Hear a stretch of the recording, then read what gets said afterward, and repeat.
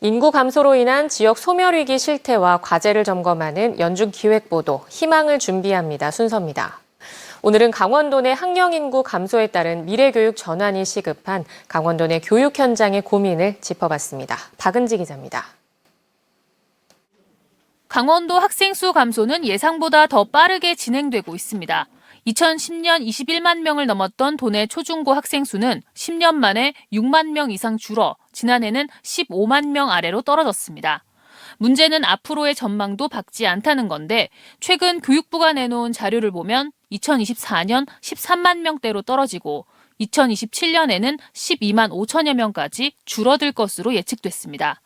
저출산 여파로 인한 초등학생 감소폭이 특히 큰데 올해 7만 명대인 도내 초등학생은 2027년 5만 명대로 쪼그라들고 초등학교 1학년만 따로 보면 2024년에 신입생이 처음으로 1만 명 아래로 떨어집니다. 교육 현장의 고민은 깊어지고 있습니다. 학생 수가 급격히 줄어드는 만큼 학교 통폐합을 유도하고 교원 정원은 줄이는 교육부 기조에는 변함이 없어 작은 학교가 많은 강원도 사정은 더욱 열악합니다. 학생 수가 줄어든다고 하더라도 갑자기 학교 수나 학급 수가 줄어드는 것은 사실 아닙니다. 학급은 그냥 유지가 되고 있고 또 교육활동 같은 것들이 현재 개인 단위로 이루어지는 것이 아니고 학급 단위, 학교 단위로 이루어지기 때문에 농산어촌뿐 아니라 도시에서도 신규 택지 개발 등으로 한쪽에선 폐교 위기가 반대로 또 다른 쪽에선 학교 신설 요구가 커지는 것도 부담입니다. 강릉만 해도 구도심 공동화 현상이 심화되면서 교육부가 제시한 동지역 학교 통폐합 기준인 전교생 240명 이하 초등학교가 이곳 옥천초등학교를 비롯해 5곳이나 됩니다. 젊은 분들은 다 아파트에서 다 하고 여기 전부 다 매 집집마다 나이 많은 사람들만 살고 있어요. 그러니까 여기 앞으로 이제 재개발 대상 지역인데 애들이 없어요. 반면 대규모 아파트가 들어선 회산지구에 초등학교를 신설해달라는 요구는 수년째 실현되지 못하고 있고 유천지구 유천초등학교는 삼수 끝에 겨우 신설됐습니다.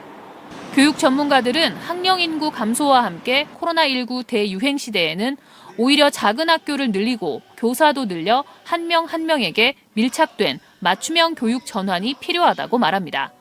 이화여대 최재천 교수와 함께 미래 가치를 배우는 생태교실을 운영해 강릉 운산초등학교가 본교로 승격한 것도 같은 맥락입니다. 지금 가는 추세로 하면은 인구가 줄어든다고 해서 교육도 줄여버리려고 그러는데 저는 이럴 때 역발상을 해야 된다. 교육에 더 투자해서 정예 부대를 사람 수는 줄어들지만 훨씬 새로운 시대에 더 탁월한 능력을 발휘할 수 있는 인재들을 키워내면 학교가 사라진 곳에는 인구가 다시 늘어날 가능성이 적다는 점에서 교육당국과 지역사회가 함께 고민하는 가운데 국가 차원에서 종합 대책을 추진할 컨트롤 타워가 필요하다는 요구가 커지고 있습니다. MBC 뉴스 박은지입니다.